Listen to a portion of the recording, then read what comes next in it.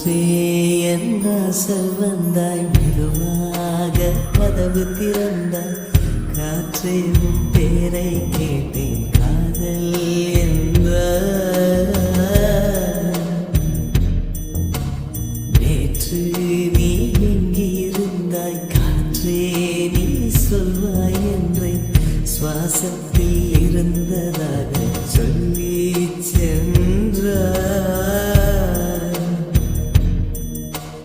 துள்ளி வரும் காற்றே, துள்ளி வரும் காற்றே, தாய்மொழி பேசு.